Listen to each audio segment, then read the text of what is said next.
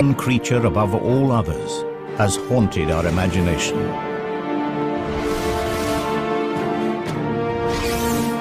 On land and in the air, the dragon has left its mark in the folklore of our ancestors.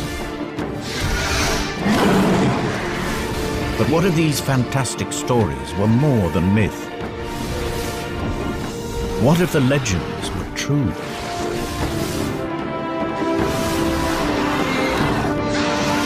This is the story of a unique family that survived from the time of the dinosaur to make a final stand in the Middle Ages.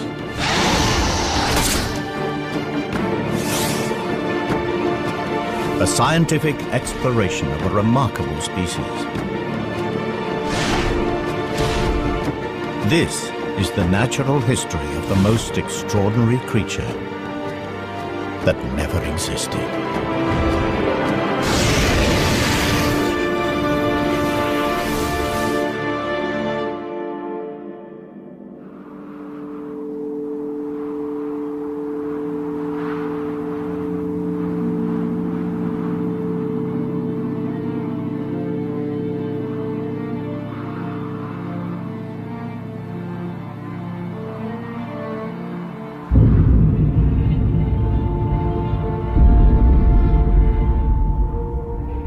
The Cretaceous period, a time when the world was ruled by the most fearsome predator that ever walked the earth. Tyrannosaurus Rex.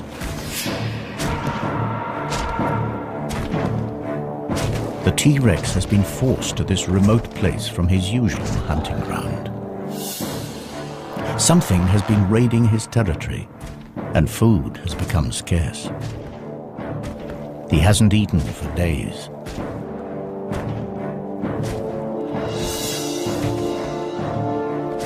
At last, a potential kill. But the T-Rex is cautious. He has never seen a creature like this before.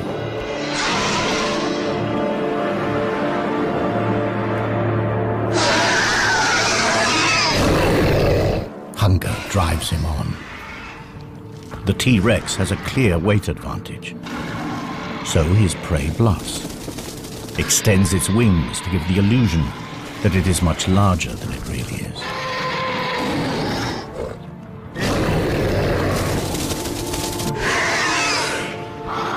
But the T-Rex isn't buying it. So the creature tries a different tack.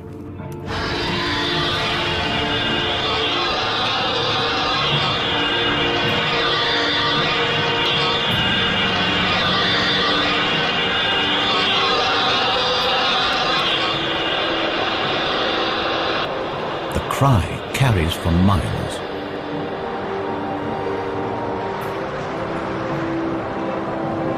To this predator's sensitive ears, the sound is incredibly painful. But the T-Rex is still not deterred. And up here, there's nowhere to hide. But it is the T-Rex, not his prey, that is fatally exposed. They are not alone.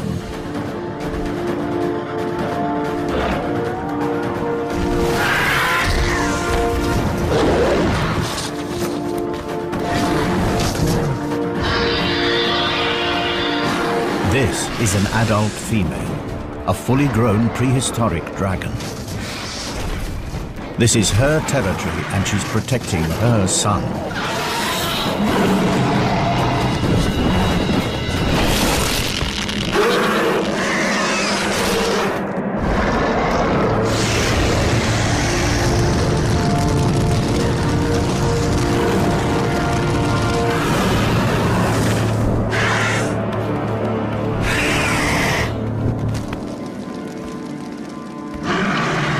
The Tyrannosaurus will not last the night. But the mother is also seriously injured. With a broken wing, she can no longer hunt to feed herself or her offspring.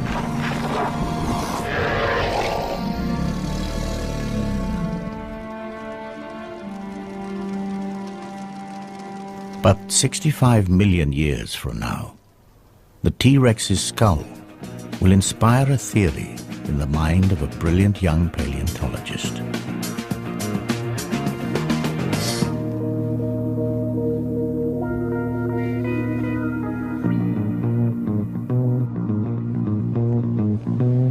This is one of only 3 intact T-Rex skulls that have ever been found. It all started 5 years ago when I discovered this complete T-Rex in Montana. It was big news. Dr. Jack Tanner, paleontologist, an overnight celebrity. But then I blew it. I proposed the existence of an impossible creature. You see, my T-Rex skull was damaged in a very specific way. To me, the injuries were evidence of an attack by a predator unlike anything known to science.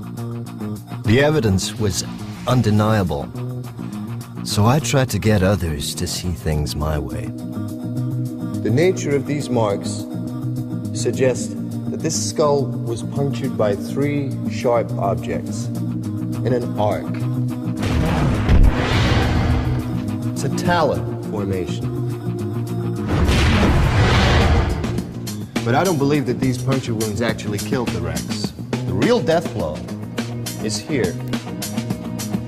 See? Symmetrical deposits of carbon down both sides of the skull. These are scorch marks. Precise. Aimed. Perhaps my childhood obsession had clouded my thinking. You see, as a kid, I was mad about dragons. Dragons from the high seas, flying dragons from Greenland, fire-breathing dragons from Europe. And here's the thing that got me. These myths came from all over the world, right? From cultures that could never have met. And yet from the Andes to the Himalayas, you could hear stories of dragons. How? Here's a kid's best guess, because the stories were real.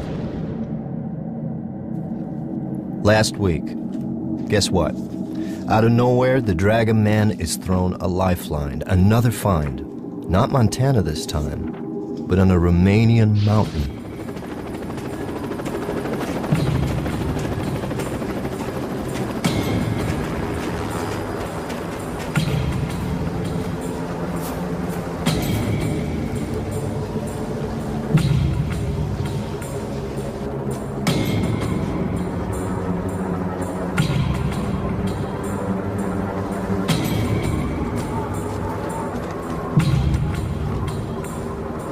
Extreme skiers had fallen into a network of ice caves. They found something horrific.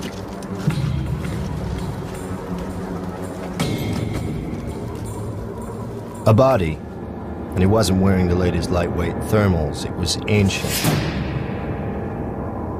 There's nothing the police could do with a 15th century corpse. This was a case for historians, not detectives. But police being police, they couldn't resist a nose around. They uncovered a medieval crime scene. A massacre.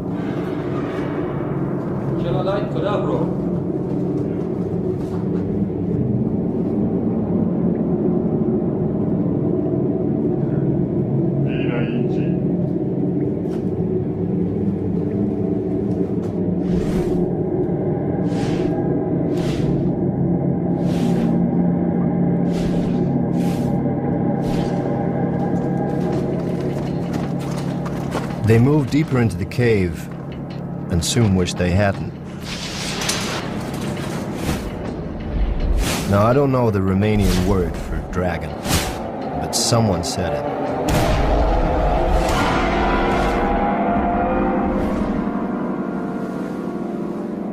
So the Romanians contact the museum in London. Is this thing a hoax or what? Now, the museum, they're ready to pass. They have an international reputation to maintain. I get to hear about it and figure I'm the perfect solution. The man with no reputation to lose.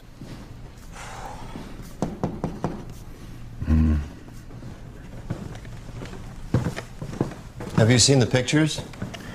Every head of department has seen the pictures. And? Well, the museum's been formally asked by the Romanian authorities, in the strictest confidence, to help with this find. It's got them in quite a state. They don't know what they've got, and neither do we. Can I go? On the museum's behalf?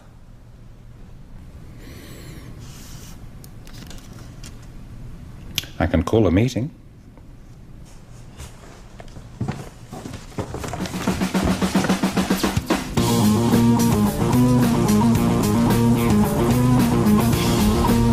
So here I am, with two of the museum's rising stars who see me as a bad career move. We've got strict orders. If this thing's of any interest, get it shipped back to London.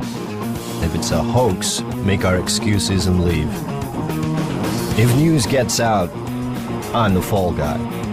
Either way, I lose. Unless, by one chance in a million,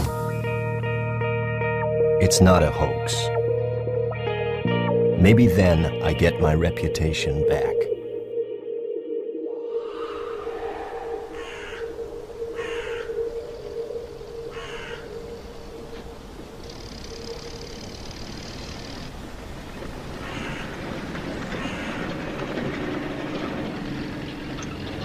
It starts badly. They've moved everything off of the mountain. Who knows what evidence might have been disturbed?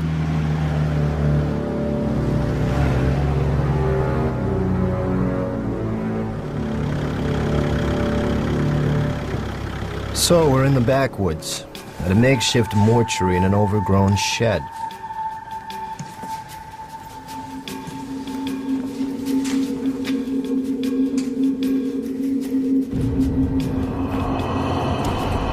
The official word is the bodies have been blackened by ice, but I wonder. Ask me, I'd say they have a different story to tell. But I mind my own business. My assignment is through here.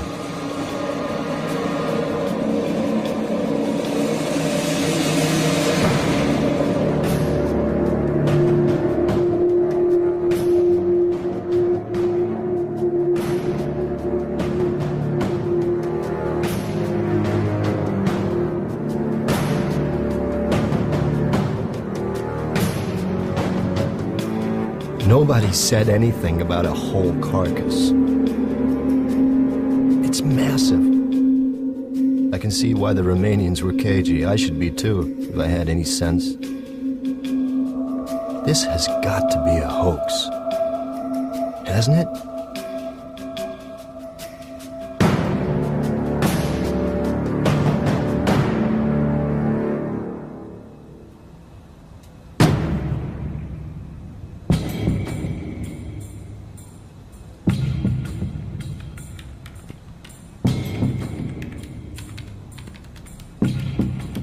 Okay, so let's get this over with. 12:05 p.m., June 25th. Dr. Tanner and team have forced to begin an immediate examination of an unidentified animal. The skin looks real enough. Too well preserved. If this is a hoax, it's the best I've ever seen. Okay, sweetheart. What are you? The hide is scaly. It has a tail. Now, both suggest that this is some sort of reptile, and yet there are two limbs visible ending with what appear to be talons.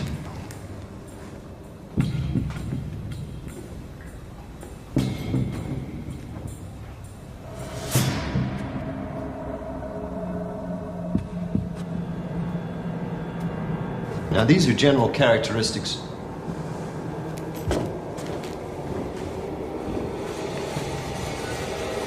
Characteristics of powered flight.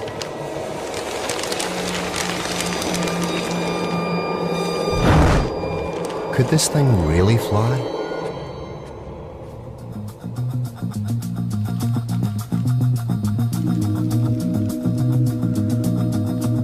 It's too heavy for these small wings.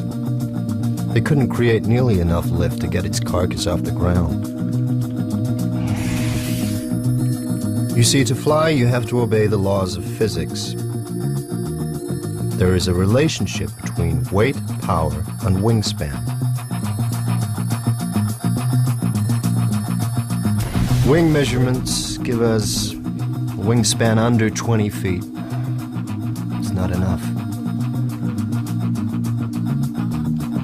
This creature looks built to fly. It's got all the parts, but at the moment they just don't add up. Estimated weight? I'm guessing 900 pounds, maybe 950. He's not gonna like this. Don't tell me. The wing-to-weight ratio is way out. Couldn't fly, right? It's too heavy.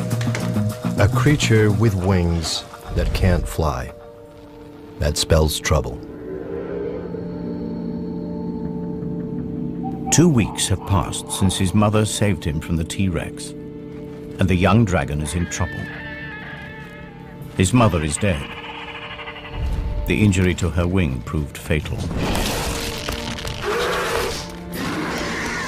He cannot fly, and with no one to hunt for him, he too will die. The smell from his mother's carcass is attracting scavengers. For the moment, they're just pterosaurs, but who knows what other creatures may pick up the scent. This dragon lost his mother at a critical moment. Somehow, he has to teach himself to fly before it's too late. And if he does get airborne, it will be thanks to one of nature's most astonishing feats of engineering. This just gets stranger by the minute. Internal scans show a massive heart. That's typical of flying creatures. Those chest muscles would need large quantities of oxygen-rich blood. Your bones are perfectly designed for flight, too. The internal structure is very specialized. It's honeycombed. You see this lightweight structure in bird skeletons. Their bones are strong, but still light enough for flight.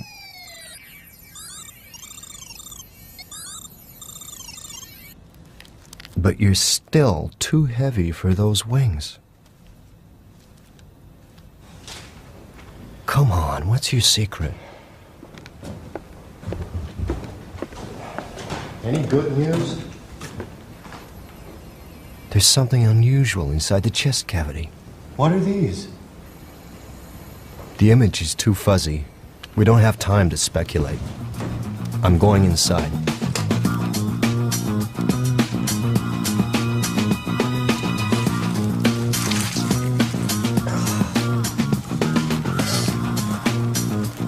The plot thickens. A second pair of lungs? But there's no internal structure. Bladders, maybe?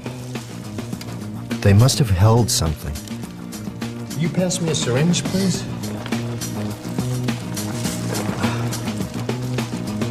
Thank you.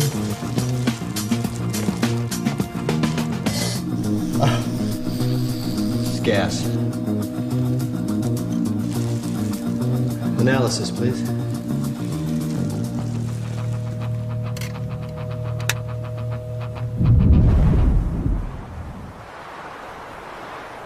Unable to hunt, the young dragon exploits the only food available to him. His mother's meat will keep him alive for a few days. But if he can't fly, he can't hunt. His future looks bleak. Yet, even in death, his mother may still help him. In their gut, all creatures contain bacteria that help them to break down food. And as they do this, they release gas. But the bacteria inside dragons are unique, and the gas they produce is special. It is channeled into 2 storage chambers, the dragon's flight bladders.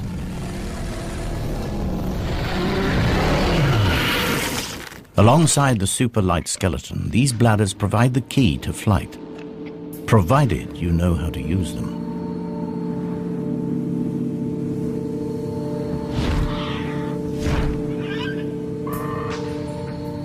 This young dragon will have to learn fast. The scent of his decomposing mother has attracted the most dangerous creature imaginable. An aging male dragon. Its broken horns and dull markings betray a dragon at the end of his days, and this is bad news for our juvenile. Continuous battles over territory mean that most males never reach old age. But this dragon is still around. He's a survivor, and he's hungry.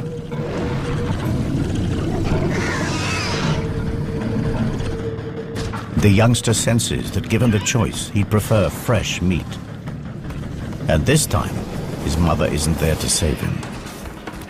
His only hope is to take to the air.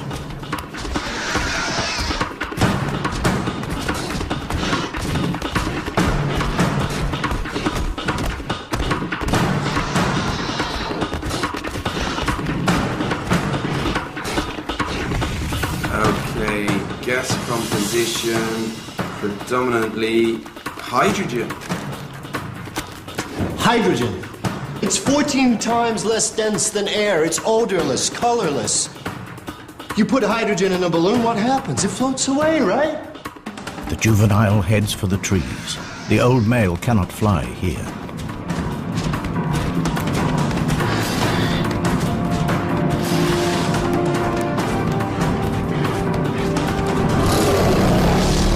Inside, the young dragon's body is working overtime. Heart beating, muscles pumping, and hydrogen is collecting at a phenomenal rate.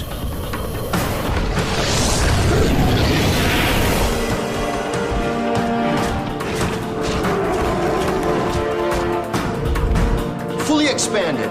What would you say is the cubic capacity of one of these things? 15 cubic feet. There are two. That's 30. 30 cubic feet. A pump full of hydrogen. What kind of lift does that give us? Not quite there, but maybe.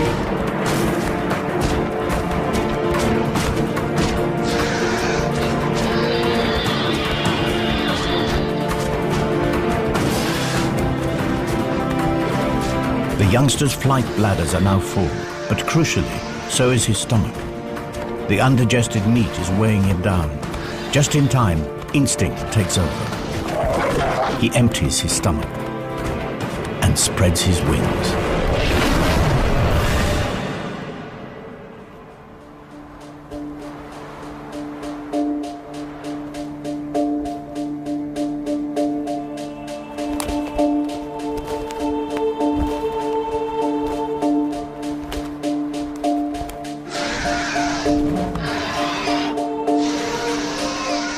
Exhausted, the old male abandons the chase. Our young dragon has found his wings, just in time, and for the very first time in his life.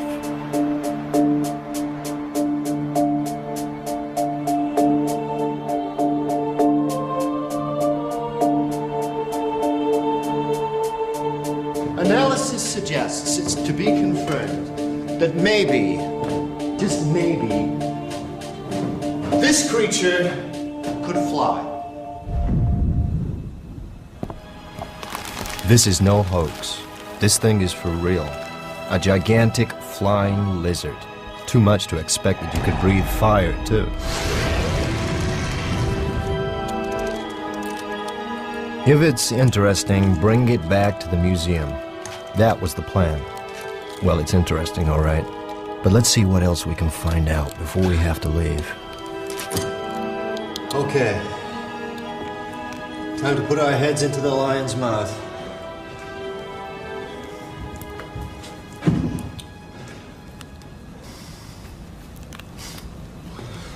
Was clearly a carnivore, a formidable predator. What's going on here? You've got incisors for ripping meat, and molars, grinding teeth. Stingrays have the same kind of teeth for crunching rock-hard shells.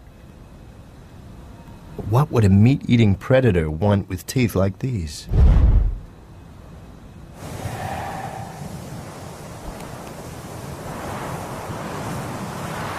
Several years have passed, and our juvenile is now a young adult. But he is homeless. Without territory, he will never have a regular supply of food, and he will never mate. But his time has come. In the past, he has strayed accidentally inside the territory of dominant males. Today, there is no mistake. It is a daring act. Half of all young males are killed in territorial battles. The dull coat of adolescence has transformed into a vibrant display designed to intimidate rival males.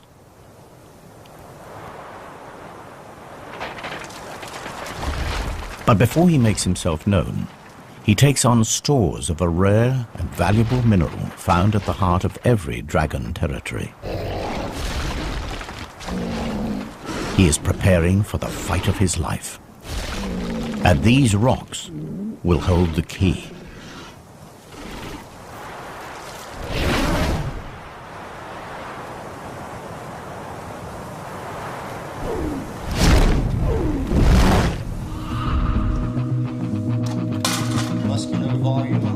The inner surface of the mouth is incredible. It's almost armor-plated. Now this is something I've definitely seen before. A fleshy valve at the back of the throat. This flap is very similar to the false palates found in crocodile throats. Crocs use it to stop their lungs from flooding while holding prey underwater. It's a very distinctive shape, and come to think of it, I think I've seen fossils of this somewhere. This is a highly specialized structure. Can you scout the excavations and dig sites and museums, see if anything like this bone has popped up anywhere else?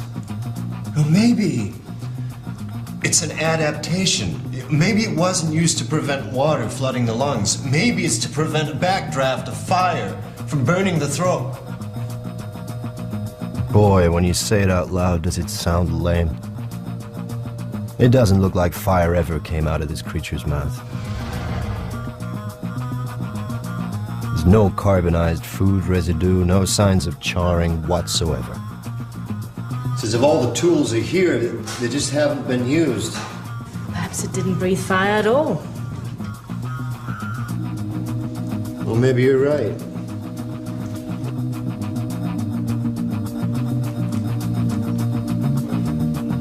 Let's take a step back. Nature isn't constrained by our lack of imagination. Think about it.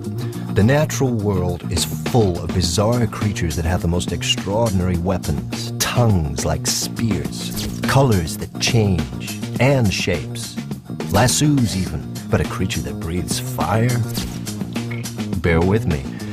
Meet the bombardier beetle. Now, when this guy gets angry, he fires out liquid at a temperature of over 200 degrees Fahrenheit. Now, how's he do it? By pumping a liquid fuel into a reaction chamber where a catalyst ignites it. The exploding chemicals have nowhere to go but out. And with a bang! Now, is that how dragons did it?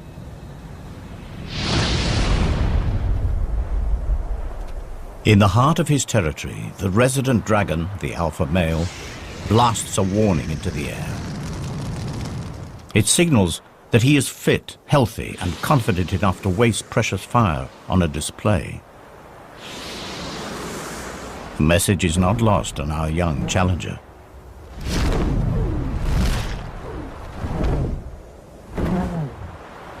If he has any chance at all of winning this duel, he must be at his very best, because the stakes are high.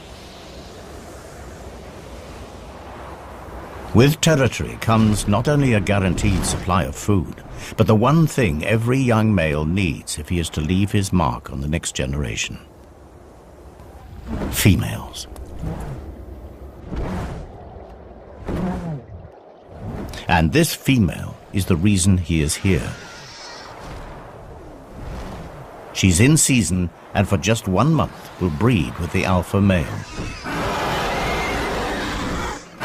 He's killed for her before, and he'll do it again.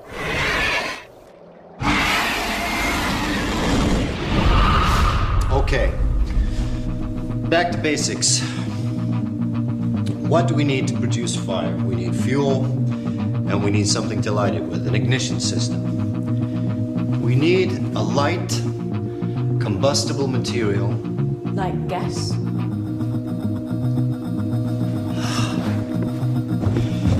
Now, what did you say was in these things? Hydrogen and methane? How could I have been so stupid? I need a light.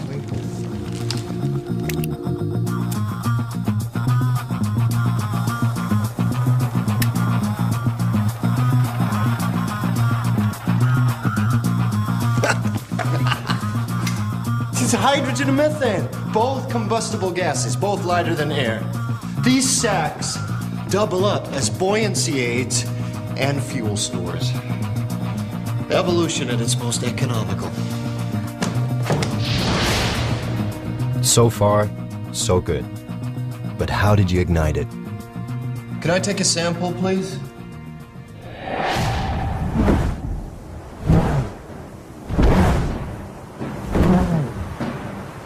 The alpha male is an experienced warhorse. With nothing to prove, he's lost the bright colors that mark out the young challenger.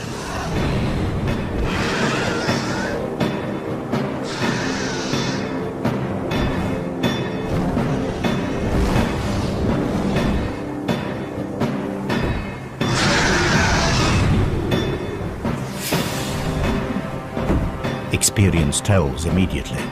The alpha male catches our youngster with his first strike. Instinctively, the young dragon heads for cover.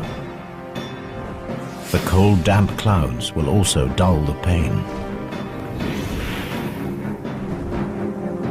But the alpha male is not without his problems. These dogfights are calculated affairs. The hydrogen in his fuel tanks also has to keep him airborne.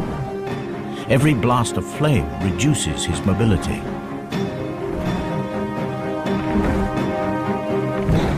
The challenger appears to accept defeat. He heads for the territorial boundary. It seems that now his best hope is to escape with his life. The alpha male drives on. He would rather finish him now. But he has misjudged his young opponent. The youngster is faster, more agile, and crucially, he has a full payload to burn. Wouldn't you know it? That sediment on the creature's molars, it's rock, with particularly large traces of platinum. Platinum is not just a precious metal, it's also a catalyst. Like our old friend the bombardier beetle, fuel needs an ignition system. And when platinum combines with oxygen and hydrogen, it combusts.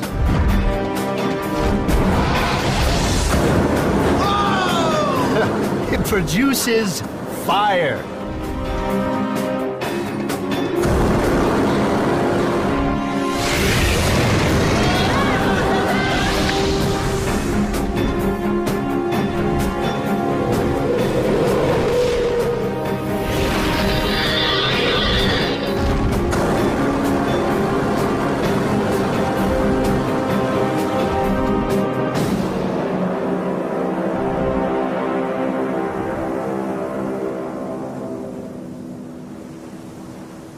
Our young pretender has triumphed.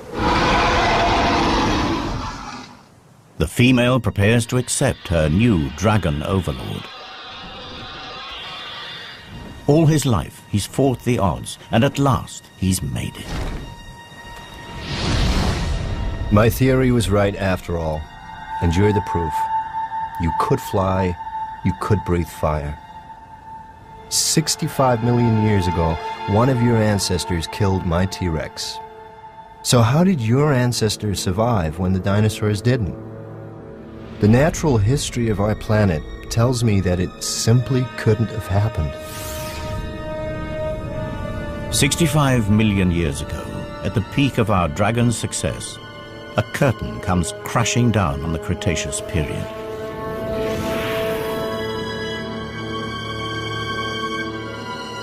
A meteorite the size of Mount Everest smashes into the planet. Known as the KT event, it wipes out nearly all life on Earth.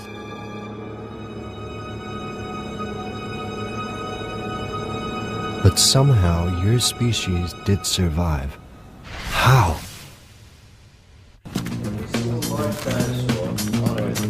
If the KT meteorite finished off the dinosaurs, how did a giant species like yours survive? Let's think straight. What other large creatures survived KT? Sharks, skates, rays, turtles, coelacanths, amongst others. And all have in common? Their marine life. On crocodiles, too. Crocodiles. The false palate, it's found in crocodiles. Raised nostrils, suggesting a creature that could hold its prey in its jaws and breathe while completely submerged in water. But this creature didn't swim, it flew.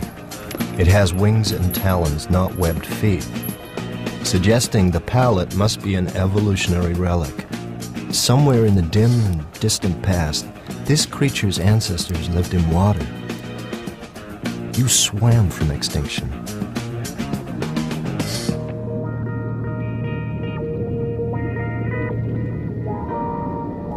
Water did indeed provide dragons with the escape route from one of the deadliest events in the Earth's history.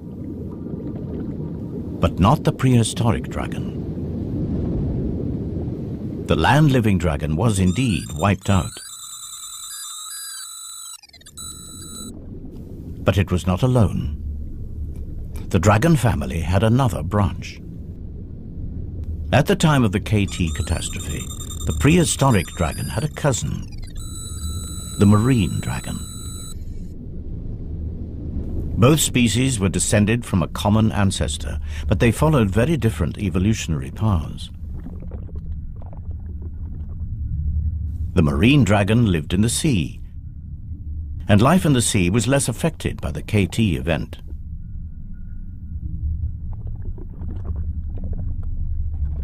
As they evolved, their flight bladders became swim bladders.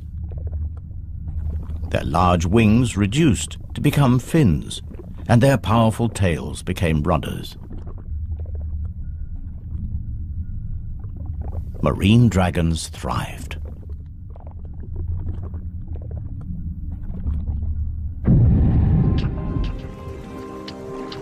Then, as global temperatures rose and the land recovered, some marine dragons returned to shallow waters.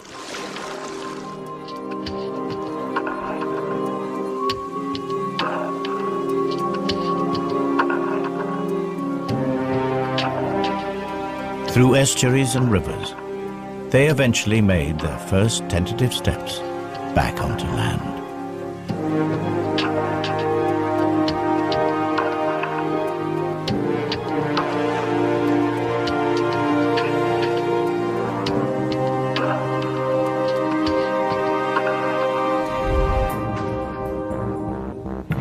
The sea serpent. Are the legends actually about marine dragons?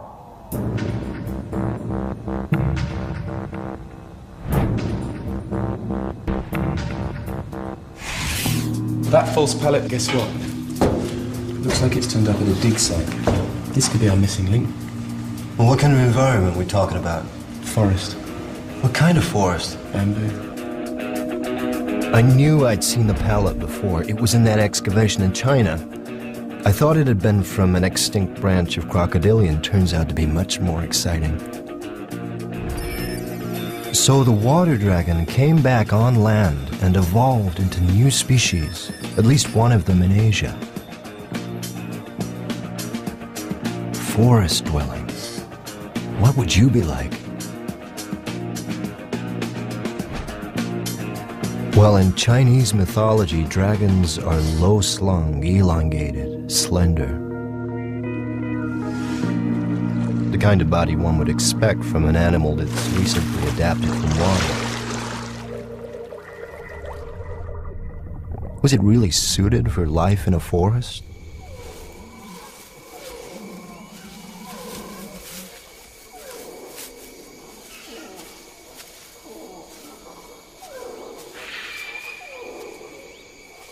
The dragons that return to land discover that the prehistoric world has changed. The era of the dinosaur is over, and a new order of animals has risen up to fill the void. Mammals. And mammals provide plentiful food for dragons. The trick is to catch them.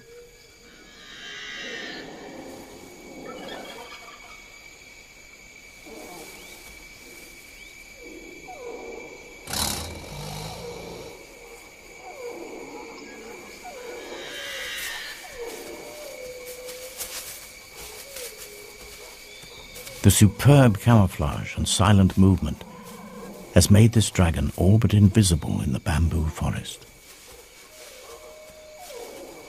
The wings on this dragon are too small for flight, but the flight bladders provide gentle lift and allow her to glide silently across the forest floor. The markings on her skin break up her outline in the dappled forest light. And to be sure, this massive relic from the age of the dinosaur has had to develop new tricks. Hunting mammals in this compact environment requires tremendous guile. Small, fast, and agile, mammals have incredibly acute hearing and smell. Alerted, they can disappear in an instant. Positioning herself downwind from her prey, she lies in wait and listens intently.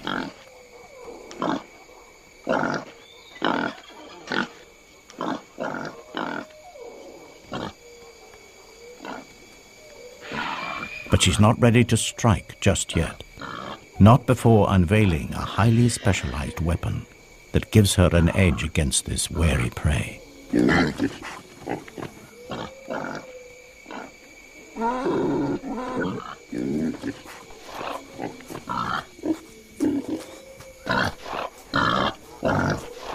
The forest dragon has developed a remarkable behavioral strategy. Mimicry.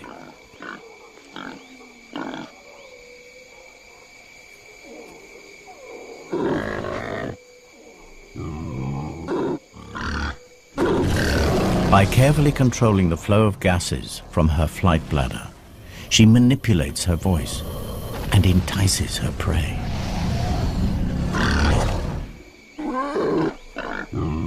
But her hunt is disturbed. There's an intruder in her territory, a creature that will come between this dragon and her prey for the last time. It's not just the invasion of her territory that riles her, or the loss of the odd meal. This animal is a real and emerging threat to her very survival.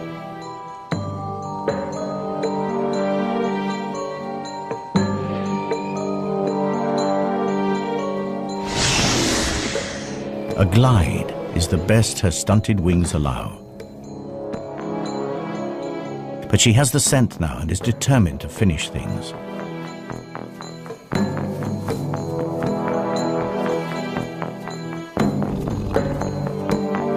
Smaller and more mobile in the forest undergrowth, the new mammalian predators are proving to be accomplished hunters.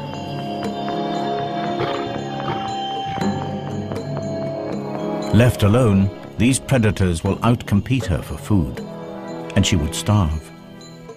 She isn't going to let it happen.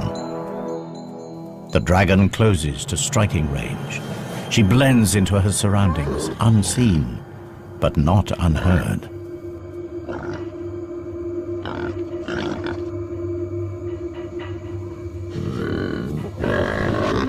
The sound is not a warning to go away, but an invitation to come closer. The tiger senses a meal.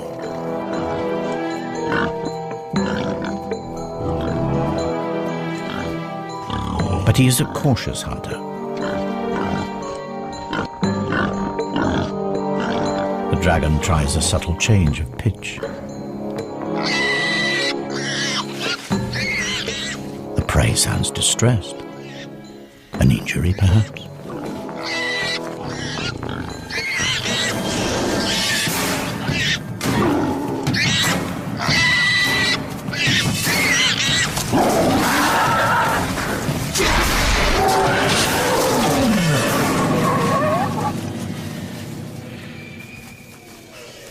tiger falls for it hook, line and sinker.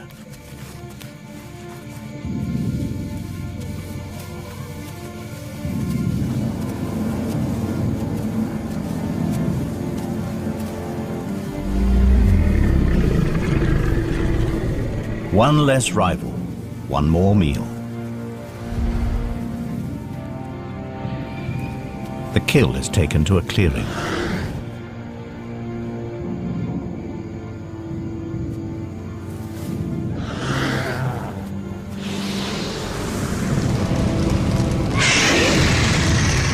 The forest dragon has adapted its ancient weapon into a culinary tool. Cooked meat is far more easily digested. But the flames draw another mammal near. A species that will prove a far greater threat to her survival.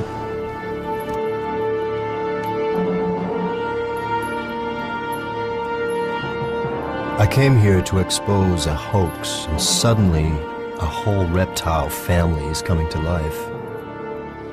What a family. Of all the prehistoric giants, only yours survived the KT catastrophe. And you weren't the only dragon. Seems there was a forest-dwelling Asian dragon, a sea dragon too, just like the myths. Could there have been others? I need more time. The helicopter will be with us any minute, and soon we'll be heading back to England. And once this thing's back in the museum, I won't get a look in.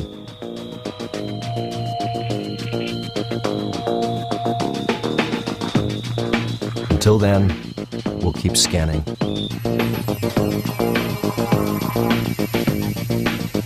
You need to look at this.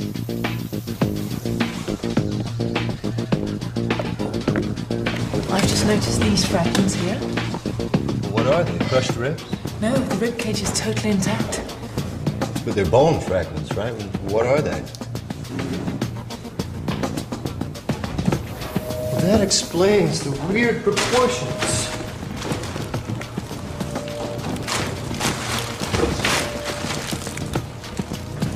Of course.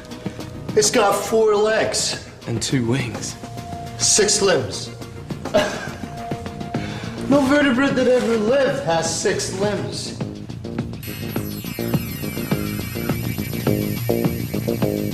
It's true. Every land-based vertebrate on the planet has 4 limbs. Front feet, back feet, arms and legs. And airborne creatures too. Feet and wings. They all have 4 limbs. But not this dragon. It's got 6. It can't be a fake. Not now. If those legs are for real, then they'll show up in its DNA. Oh my. Now that's some freaky mutation.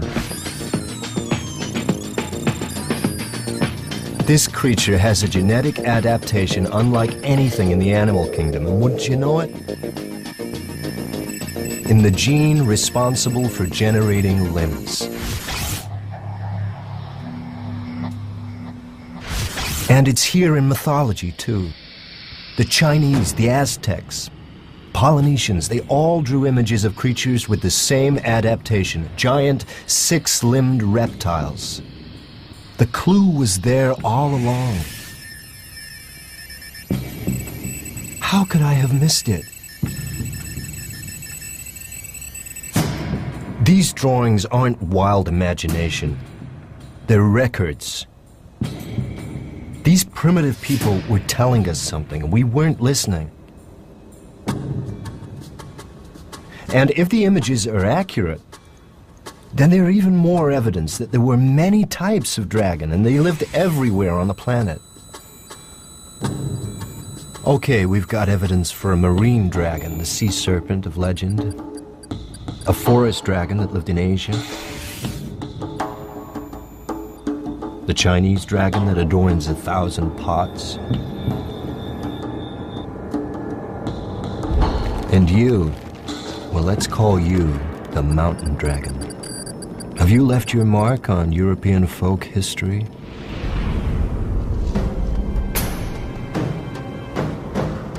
Romania, dragon iconography.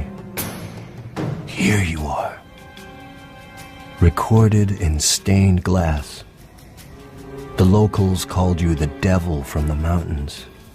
And the legend conforms pretty much to type, terrorizing local folk, raiding livestock, breathing fire, a monumental battle to the death.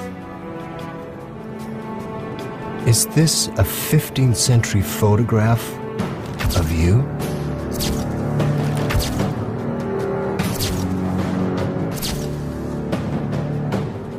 So the local farmers gave you a name, the Mountain Devil. And what kind of devil were you? We're down to the wire. They'll be moving the body out any minute, and I'll have to leave with it. One last check. Could we have missed something? What's that in the heart? It's something embedded in the right atrium. That's not organic matter.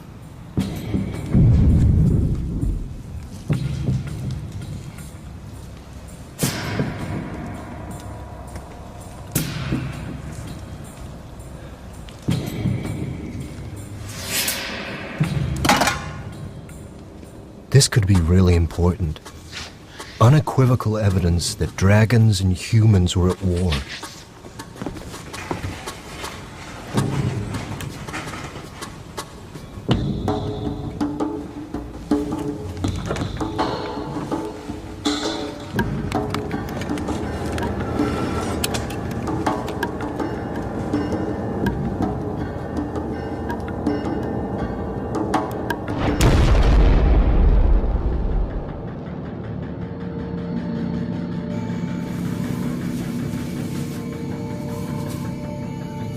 Throughout the age of mammals, dragons survived.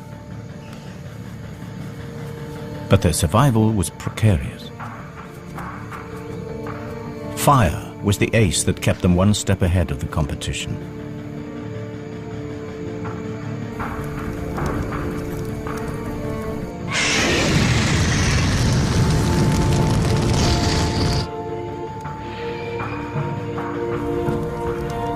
But in time, a new mammal emerged.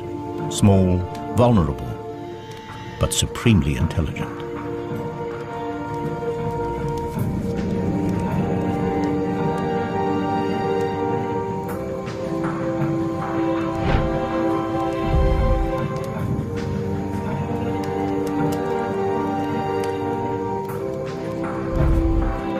Physically, man was no match for a dragon, but he recognized the possibilities of fire.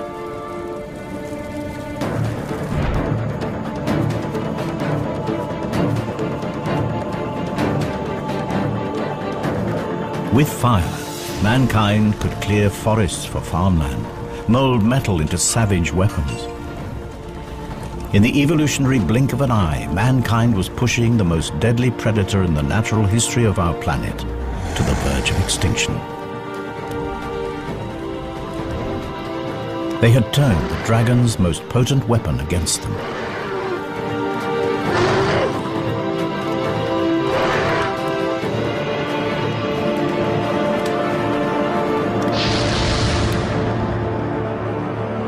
The stories of these epic battles were recorded in folklore around the world, culminating here in Romania. A dark story passed down through generations. The story of a demon on a mountaintop, and of knights drawn into the mist, never to be seen again. Until now.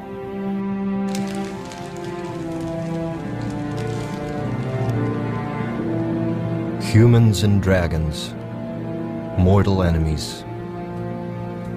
If these knights went looking for a dragon, it looks like they found one. This isn't ice damage, this is carbonization. These men were burned alive by a dragon for sure, but not ours. Our dragon never breathed fire.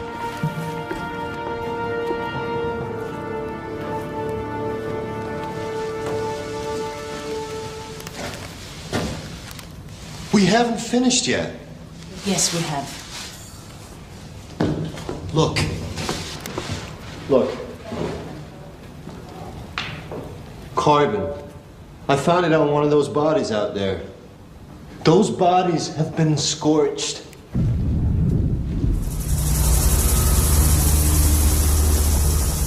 They're right, of course. It's the find of the century, and we can't risk it turning to mush. But the mountains are calling me. What did those men find up there? They're ready for it!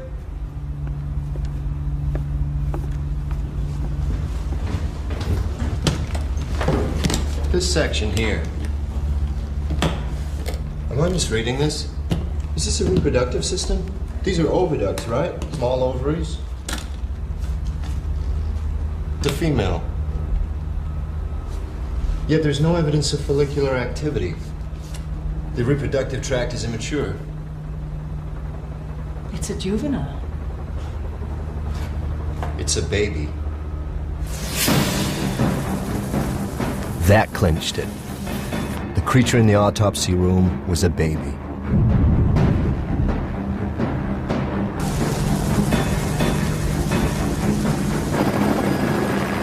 The cave wasn't just the scene of a random crime. It was a nest. The local myth is starting to sound remarkably like an accurate verbal account of a real event. The knights weren't killed by our dragon.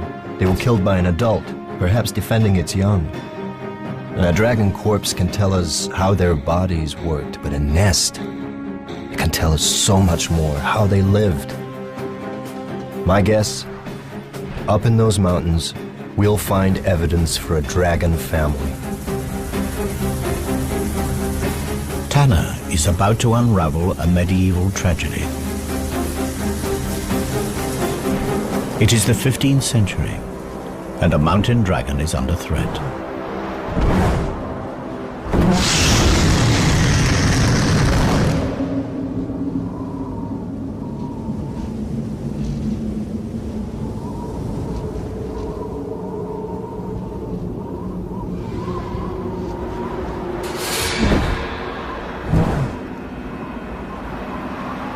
The distant ancestors of this female mountain dragon fed on the wild herds that roamed the vast Asian grasslands. But the herds were tamed by man. For dragons, they were no longer fair game. They were livestock. And so the dragons that gorged themselves on the plains have been driven to the remote regions of Europe. And in this remote place, wild game is scarce. Today, she is hunting the rarest creature on Earth. But not to eat. Today, she's looking for a mate. She spreads her scent throughout her territory.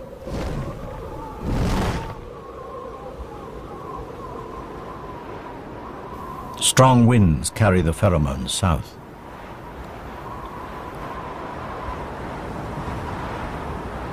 Female dragons mate once every 7 years, yet this mature female has never seen a male dragon. Nevertheless, every year when she comes into season, instinct commands her to play out the rituals of attraction. Her season is almost finished, and the window will close for another year.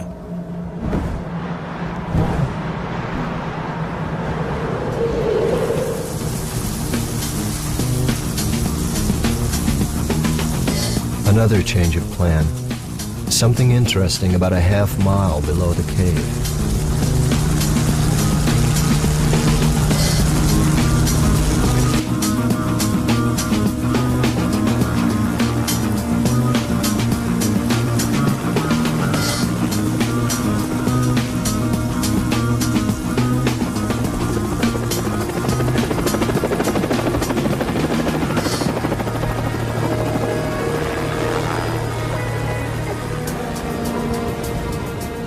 The melting snow has revealed unusual features on the rock. Now, to the casual observer, they could be anything, perhaps the result of some odd geological process, but me, I've got fire on my mind. And these rocks look like they've been scorched.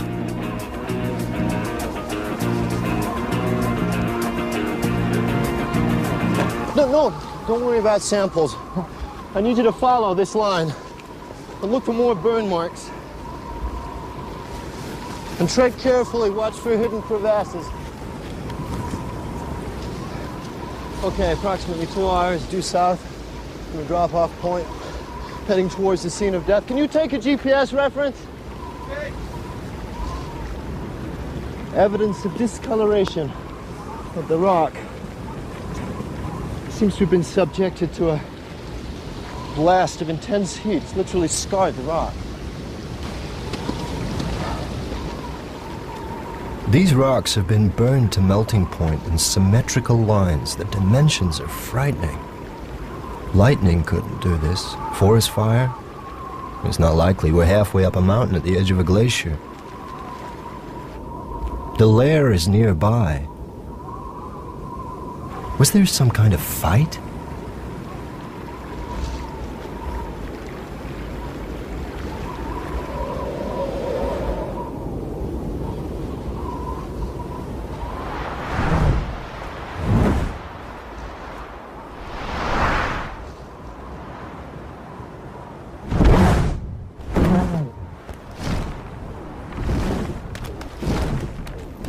The female returns to her den. A network of caves melted into dense glacial ice. Despite the cold temperatures outside, in here the temperature is relatively warm. Like an igloo, the thick walls retain heat. But the mountain dragon has another line of defense against the cold. From her marine ancestor, she's inherited a blood protein that prevents her tissues from freezing. It has proved vital to her species as they are forced into increasingly inhospitable habitats. Soon it will be autumn, and her metabolism will slow as she prepares to hibernate through the bitter winter.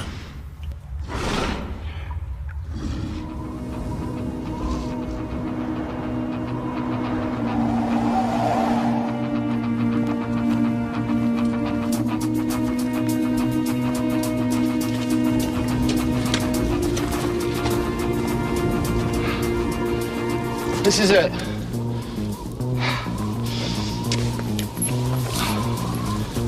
Why would you choose such a remote, inhospitable place to live?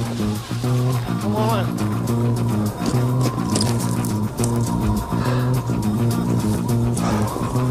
Well, the police have done their job. Now it's our turn. Set up ultrasonic mapping and grid digital tiles of all the surfaces. We need to get a clear picture of what this place looked like 600 years ago. Can you begin excavation of the floor and the walls? Any extra forensics that we may have missed that may give us some clues as to the nature of the creature? I'm on it.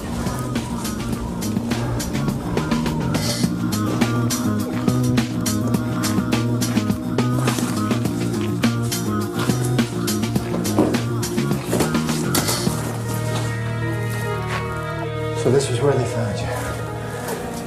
Gridding tile 1. Set. The laser scanner will help us build a map of this place, and then we can accurately record the position of everything that we find. Any mapping results yet? I've gridded most of the cave, but it's a labyrinth in here. It's anyone's guess what's behind these walls. Glacial movement. Set those echo scan charges at minimum. We don't know how unstable this place is. Echo scanning. Small explosive charges send shock waves into the ice. The echoes will tell us what's behind them.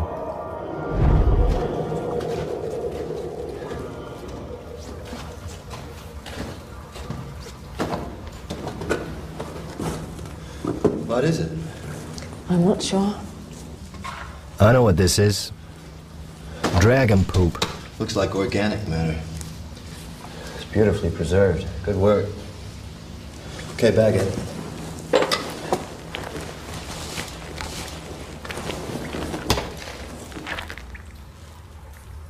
Sorry. Evidence of bone shards. And look, these look like fruit stones. Date stones? Not many date palm trees in the Carpathians 600 years ago. It's possible that she strayed, but it's more likely that this is the feces of another. And so the next question, why would you travel such an immense distance across the continents and the climates? What could possibly attract you to this place? Whatever dumped this had its last meal in a much warmer place. Somewhere a long way from here.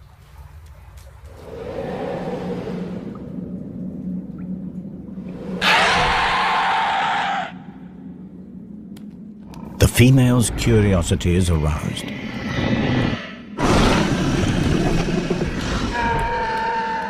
It is a sound she has never heard before, yet somehow it seems eerily familiar.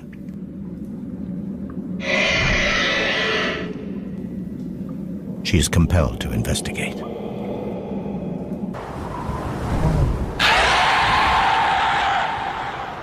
Against all odds, a male mountain dragon has picked up our female's scent.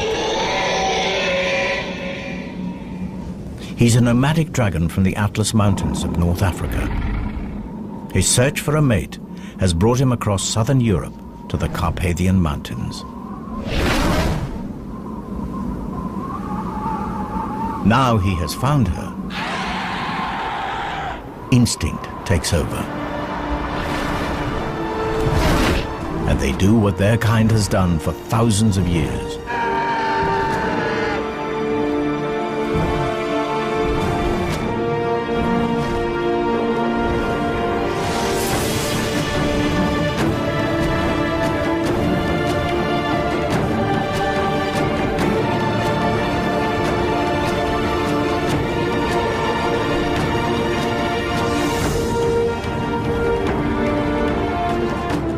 It is a courtship ritual that is as perilous as it is spectacular.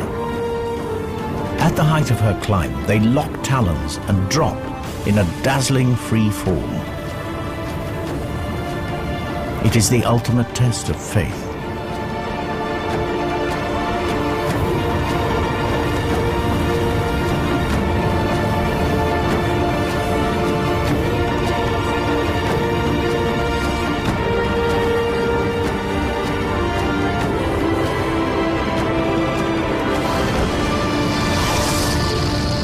The scorches in the mountain rock serve as mute testimony to a spectacular and successful dragon mating, and a species on the verge of extinction that finds hope in a new generation.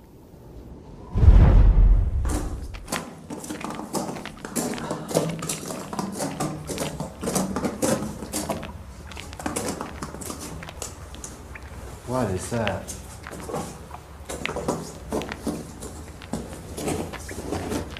The initial investigation team must have had a lot on their minds. They sure overlooked this.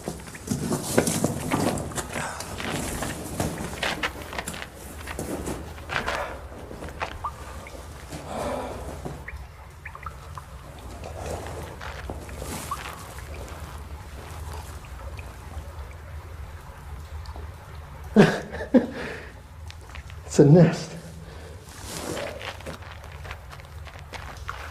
Judging from the size and shape of the calcified fragments and the curvature, I think it's safe to say that this egg was of considerable size. And given the fairly limited number of fragments, I think it's safe to say that only one egg would have been incubated at any one. Oh my God.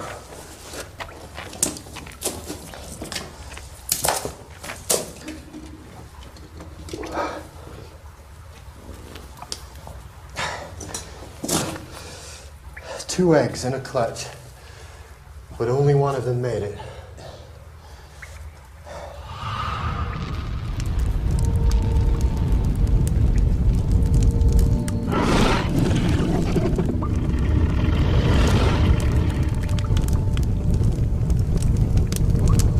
Crocodiles bury their eggs in active compost to keep them warm.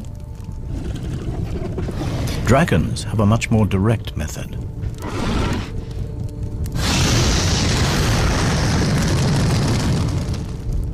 The eggshells have heat-resistant properties that can withstand intense temperatures.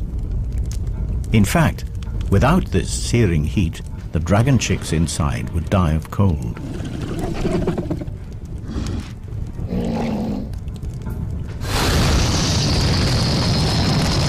The rocks shield the eggs from the direct blast, but they also retain heat, releasing it over a long period and keeping the temperatures inside the nest stable.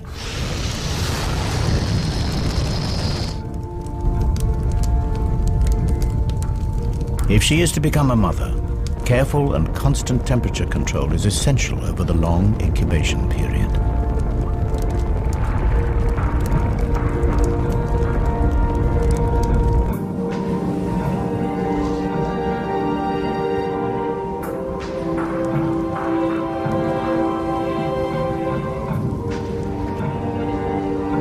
Her mate returns from hunting.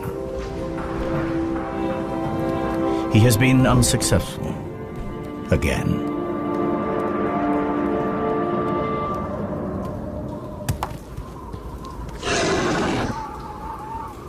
After mating, female dragons become aggressive, deeply defensive when any creature approaches the nest, even a mate. In order to placate her for the lack of food, he brings a gift.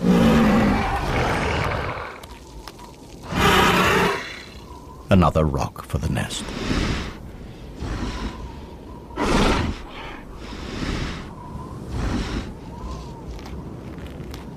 The male is now clear to enter the cave. The female will take her turn to hunt.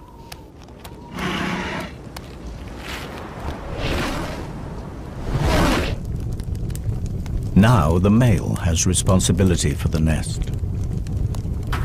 Special sensors in his tongue allow him to check the temperature. If the eggs fall below 60 degrees, the chicks will die. Yet, quite deliberately, he lowers the temperature. There is method in this apparent madness. Just like crocodiles, the temperature in the nest will determine the sex of the offspring. Cooler temperatures encourage the development of females. Males, even sons, will compete for territory, food, and breeding females. Females suit him better. In normal times, this self-serving strategy is sound, but in a species on the verge of extinction, an imbalance in the sexes could prove fatal. Should anything happen to him, this tiny group is finished.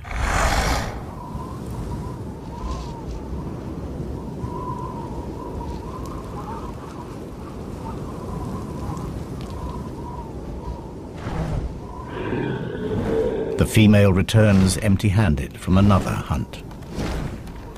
The male is not at his post.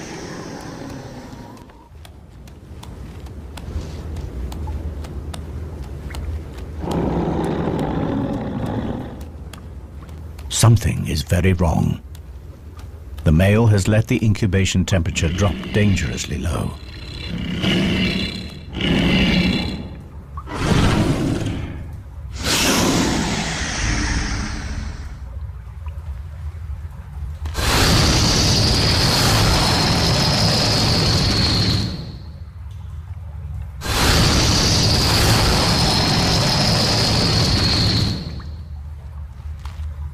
It is already too late for one of her chicks, but one might survive.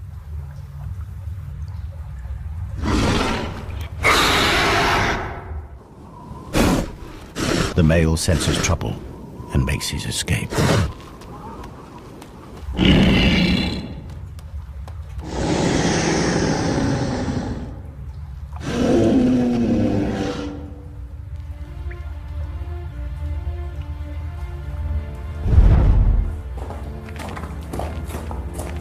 The cave continues to yield up its secrets at a fantastic rate. bones from a domesticated sheep. You were preying on local livestock. Silly girl, you were playing a very dangerous game.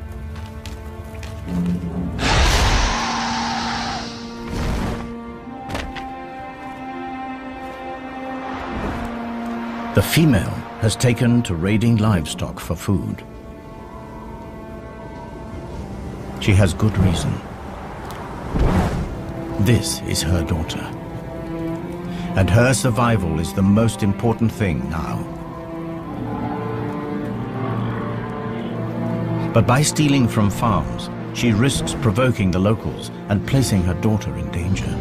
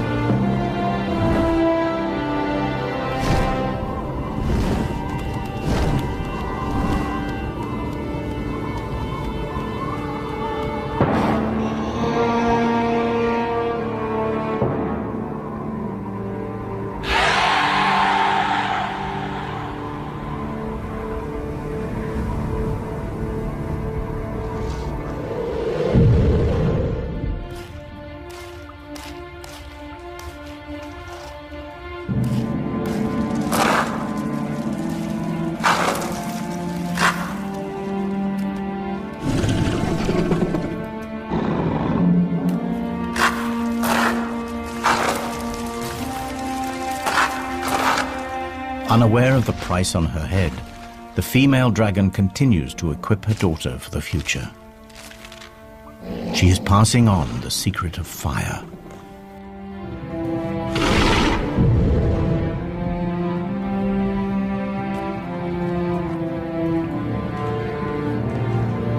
These marks could have been made yesterday. They were after something in the rock. We'll need tests, but my guess is that we'll find platinum. This nest wasn't built here for the view.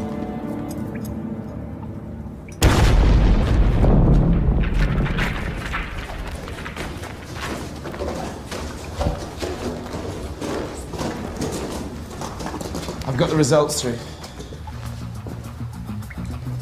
Yes, look, one chamber through here.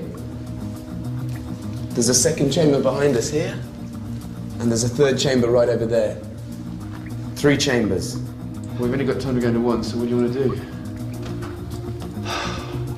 I have no idea. Wait a minute. What's that? There's something on the rock.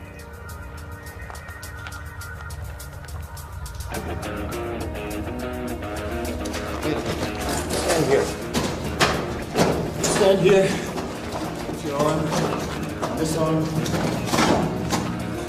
Stay there. Don't move. No, your arm back.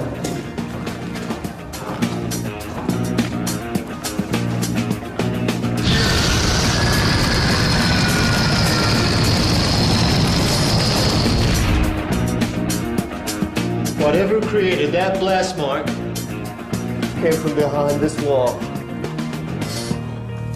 Set up the rover. We're going in here.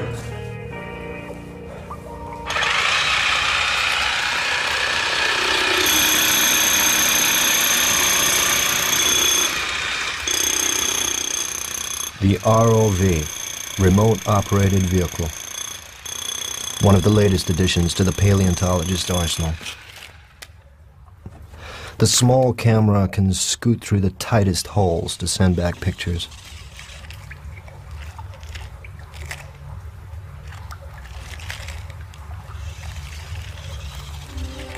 Padre nostro, che sei in cielo, sia santificato il tuo nome, venga il tuo regno, sia fatta la tua volontà, come in cielo e così in terra. Dacci oggi il nostro pane quotidiano.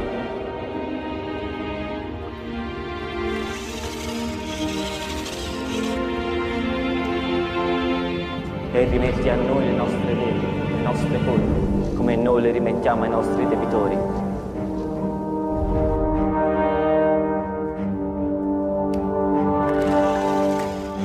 E non ci indurre in tentazione, ma liberaci dal male. Amen.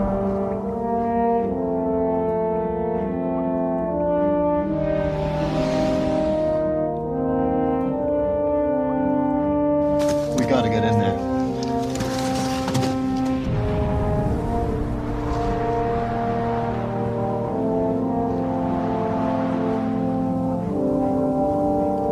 After feeding, mother and daughter bask in the sun's warmth. Their wings soak up heat like solar panels.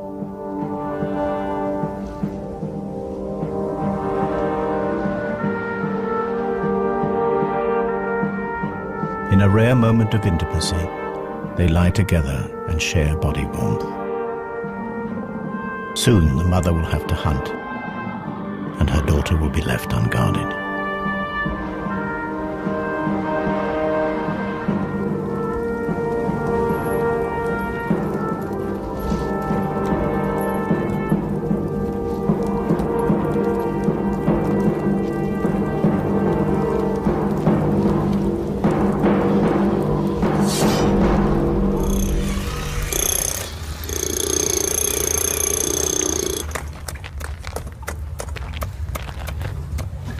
The nights in the mortuary weren't alone.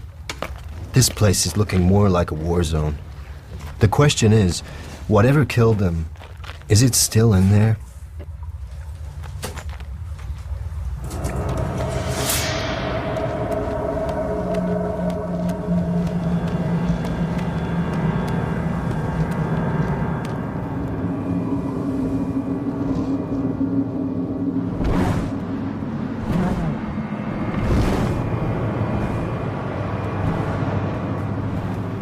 With summer drawing to a close, the dragon is desperate to fatten herself and her baby before they hibernate. And in her desperation, she has all but cleared the local farms of livestock.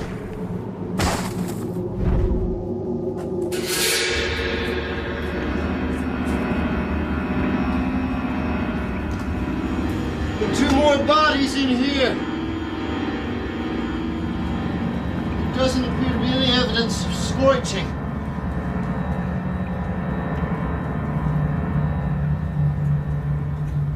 I'm getting closer.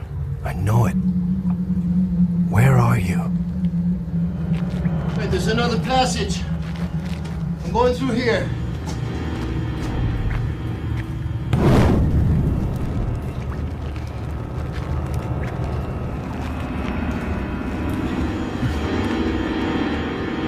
Once man and dragon lived side by side. Dragons were respected, even worshipped. Now they are hunted like vermin. Man has driven dragons to these remote habitats. Now even here, they are not safe.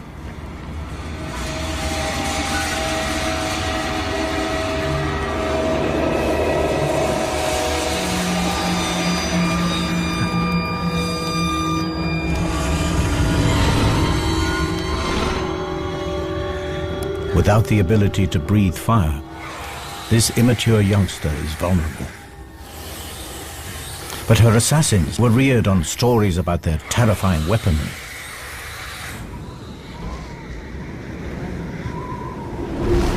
Wary of the fire-breathing devil, they are cautious. Eventually, they sense that this dragon carries no threat.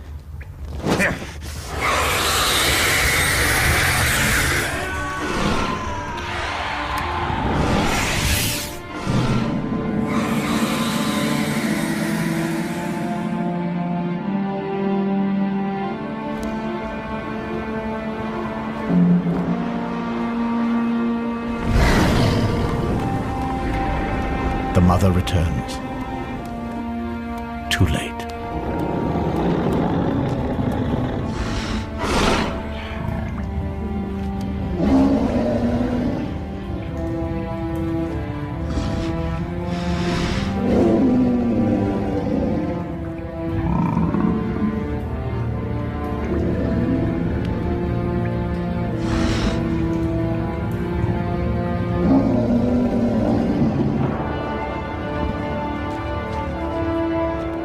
But her grieving will have to wait. She catches a scent, chilling yet familiar. In a final insult, the assassin wears the blood of her daughter as a trophy. These warriors may have survived many battles, but nothing can prepare them for the fury. They are about to reap the whirlwind.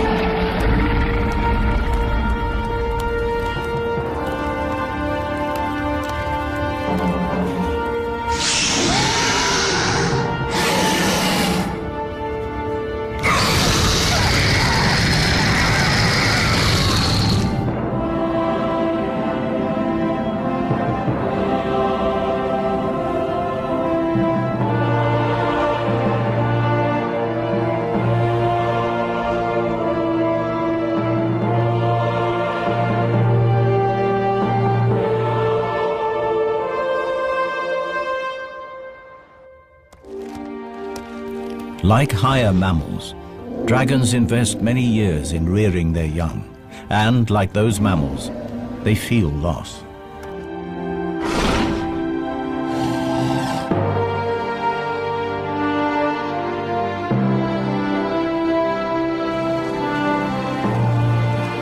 But the trauma of her daughter's death has brought the female dragon into season. She may still be mourning, but her body knows that to survive, she must mate again.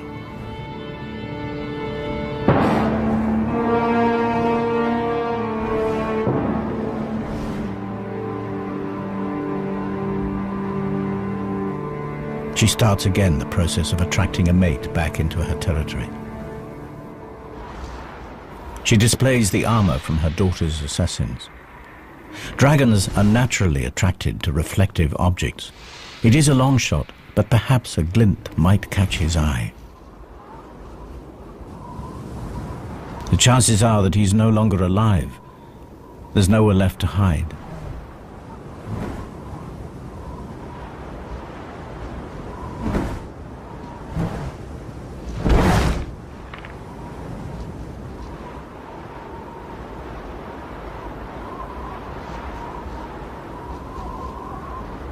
As winter draws in, hibernation beckons.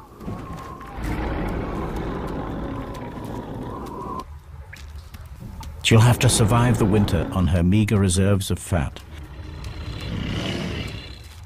Her body temperature drops dramatically and she goes into suspended animation.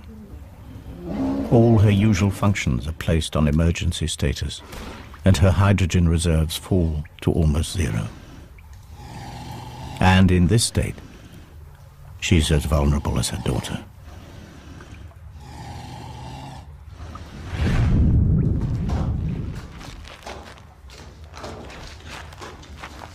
Where are you?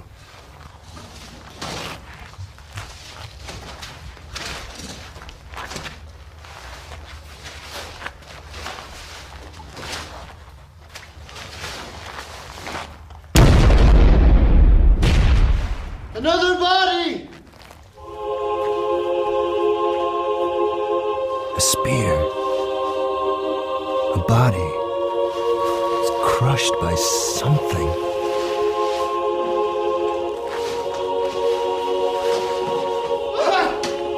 I found a wing! It shoots!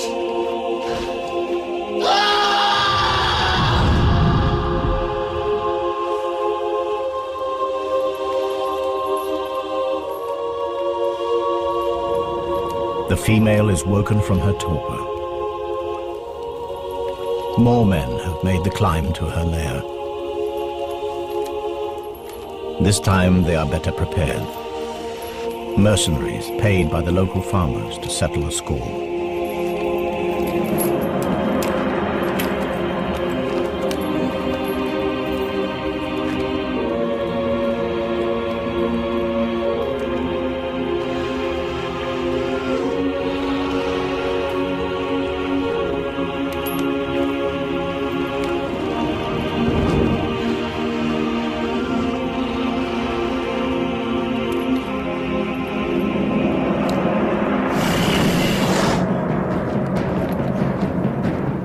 Without food, she cannot make hydrogen.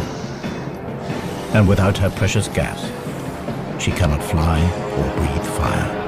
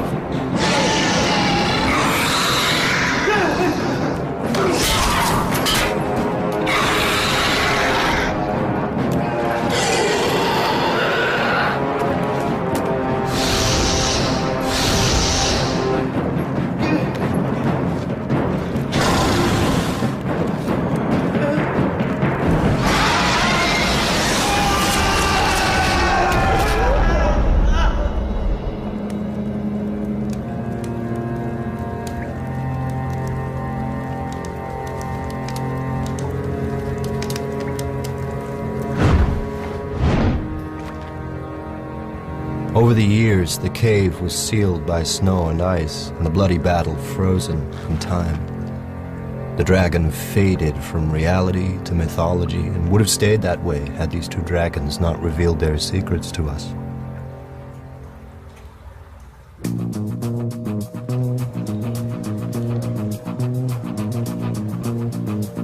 I left the museum with my reputation in pieces.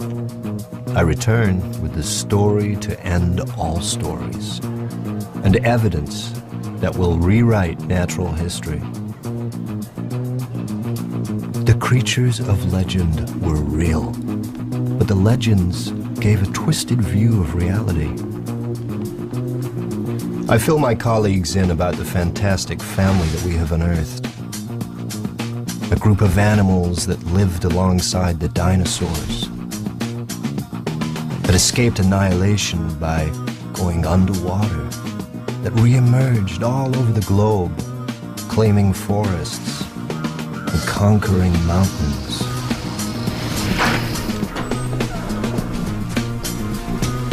But I can tell that they're not listening. They want to see the evidence firsthand. And who can blame them? This way. And goggles on, please.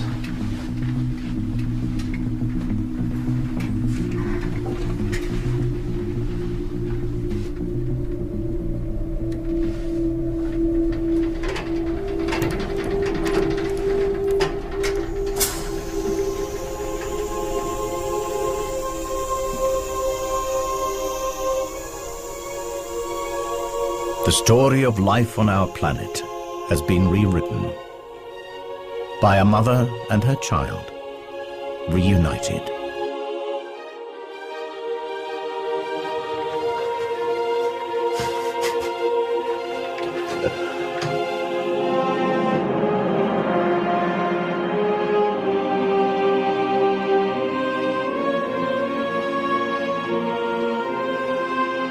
And that's what we have here.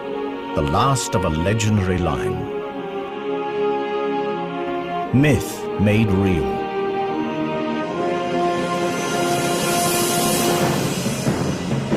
The myth of a sheep stealer. The reality of a mother struggling to feed her young. The myth of a vicious beast. The reality of survival at any cost.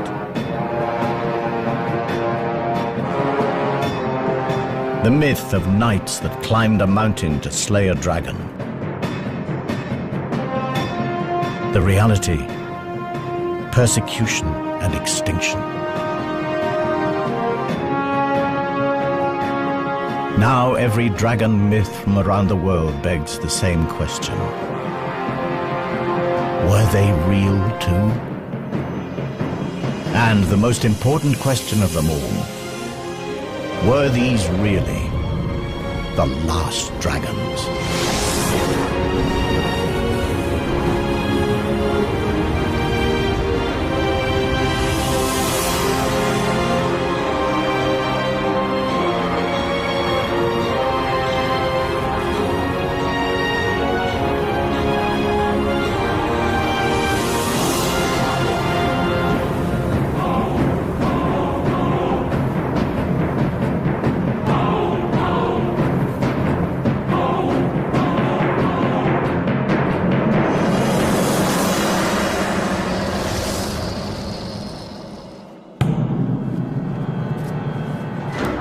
Professor Tanner, I thought I'd catch you.